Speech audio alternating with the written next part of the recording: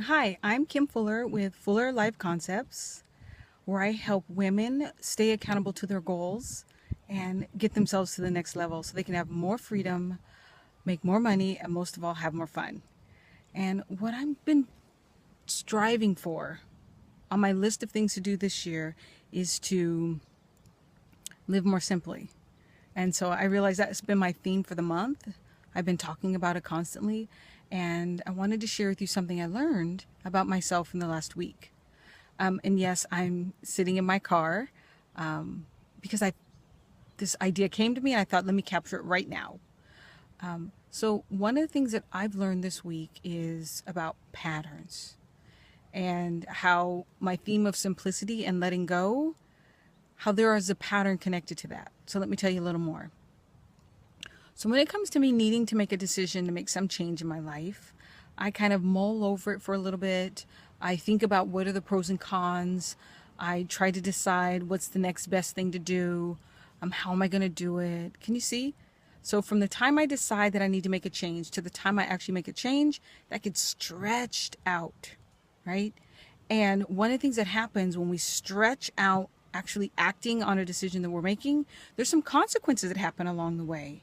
So by the time I make the decision, I actually move quickly. Once I make the decision and take action, then everything moves quickly. And then after that, I spend so much time trying to make up for all the consequences that happen when you don't follow through quickly. So for example, I have a rental property, and I had some tenants in the property that for, I don't know, a few months were falling behind on rent. So they weren't paying even by the 5th or the 10th. Sometimes they weren't paying till the next month. And I kind of let that go on, kind of thinking, oh, they'll catch up. And I listened to them say, oh, I'm going to catch up, I'll pay you. So then we get how many months down the road and they haven't paid. And so I end up having to ask them to leave and borderline eviction.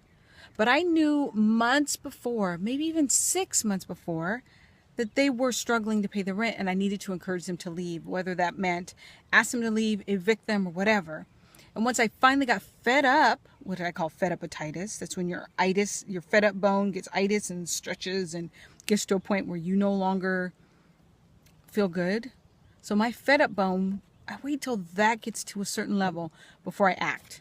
I made the decision long before, but I take so long to act. Is that you? Do you make a decision and then you take your time acting on it? Well, that can lead to all kinds of consequences, because what does that happen in terms of the example of the rental property? That means now I'm behind on rent for a few months, and now I have to catch up, find a new tenant, and then see what I can do to recoup any of the back rent that was owed to me. Not very hopeful on that, but that's a whole nother topic. So my point today is that when you realize that you need to make some kind of a decision in your life, and for me it's to figure out ways to be more simple, then you need to act on that decision quickly, because successful people act on decisions right away. Because once I act on the decision, positive things start to happen. Close one door, another one opens. So just because you're letting go of something, you're also opening the door to receive something even better or different. And so that's what your challenge is this week and beyond. Let go of something. When you make a decision, act on it right away so that you can close that door and another wonderful one will open up for you. So I'll see you next week. And please leave comments and ask questions on the Facebook page so that I can know how well you are making progress, or if you need some support. Talk to you soon.